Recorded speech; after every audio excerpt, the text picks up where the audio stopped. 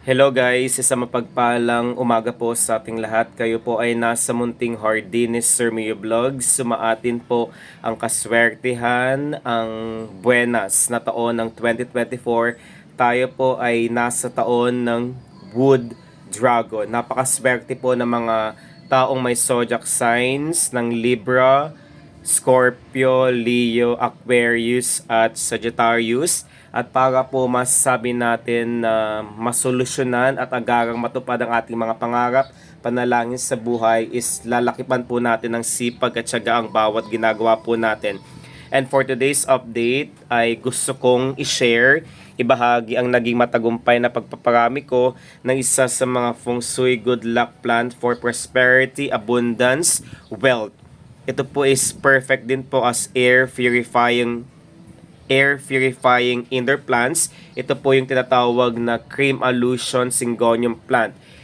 Napaka-best din po ang halaman na ito as climbing, trailing, at hanging plant po. Meron din po kami neto doon sa harapan na pintuan ng aming bahay dahil base na rin po sa aking experience simula po nung naglagay ako neto sa harapan or main door ng aming pintuan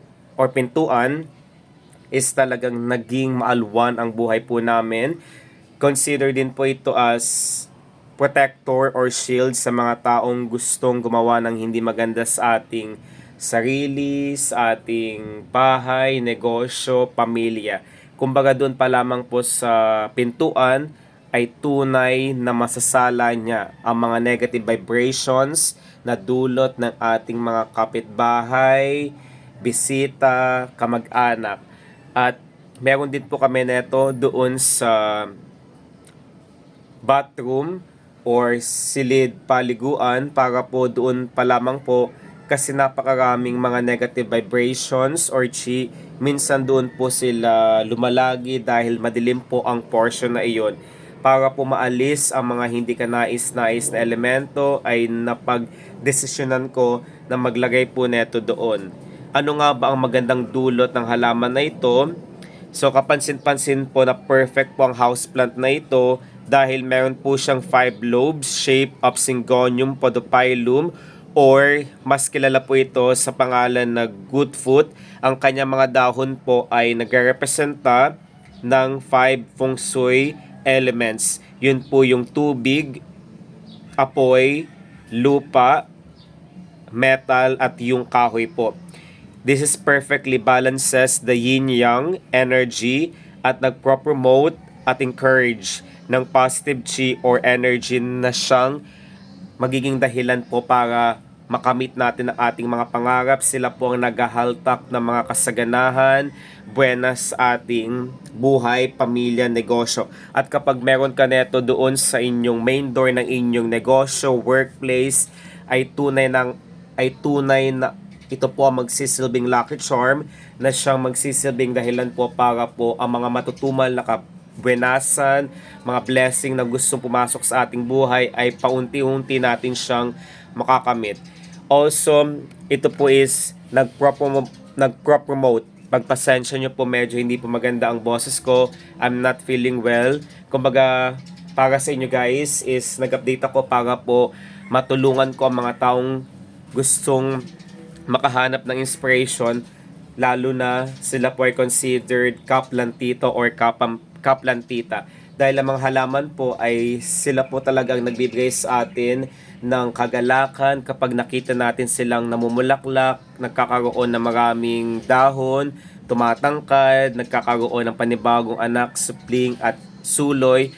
Ayun po ang tumutulong sa atin para po matanggal ang mga stress na siyang nasa ating sarili at nasa ating bahay po. Kapansin-pansin po, ito rin po ang naglilinis. Siya po ang may kakayahan. Responsable po ito dahil air filtering at air purifying plants po ang halaman na ito. Hindi lamang po iyon, nililinis niyang hangin at binibigyan tayo ng isang inspiring upward wood energy na siyang associated doon sa east or southeast.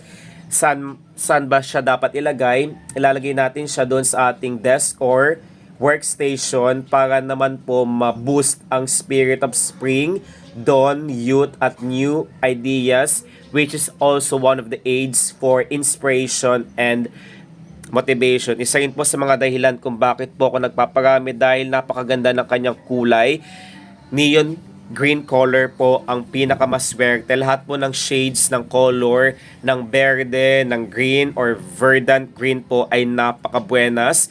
Kumbaga, wag na wag po kayo magpapawala ng ganitong halaman dahil considered lucky charm.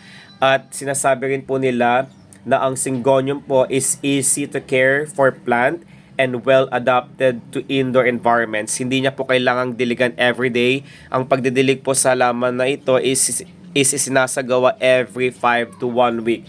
Also, ang halaman na ito, kapag bata siya, yung young plant, yung leaves niya po is considered po siya as yung heart shape. Then gradually become arrowhead shape as it mature. Also, its dark green leaves have silvery, white, green, or pink or cream variegation, making this plant decorative and popular as a choice in terms of beautifying your space, particularly doon po sa ating living room space, workstation, also in our study table. Ayan po siya.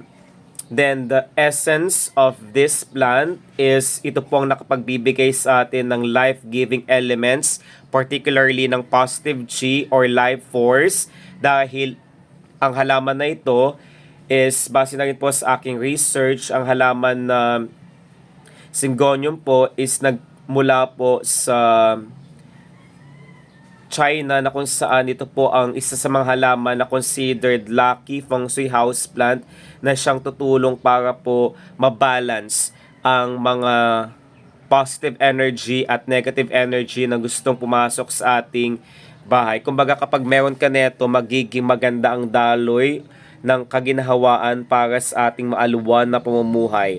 Kumbaga, madaling alagaan ang halaman na ito kapag naalagaan mo siyang maigi at kapag napamulaklak. Yes po, namumulaklak po ang ganitong halaman. Kapag nangyari yon, ay ito na po ang tutulong sa atin para mabago ang takbo ng ating buhay mula sa hindi magandang naging naranasan po natin doon po, papunta po doon sa maganda, masaganang pamumuhay. Talagang na-appreciate ko ang kulay niya dahil lutang na lutang, napaka-striking at kapansin-pansin na kapag imamatch mo, ihambing at ipagsasama mo siya doon sa mga payak na halaman ay talagang nagiging maganda ang tindig, ang postura ng halaman na ito.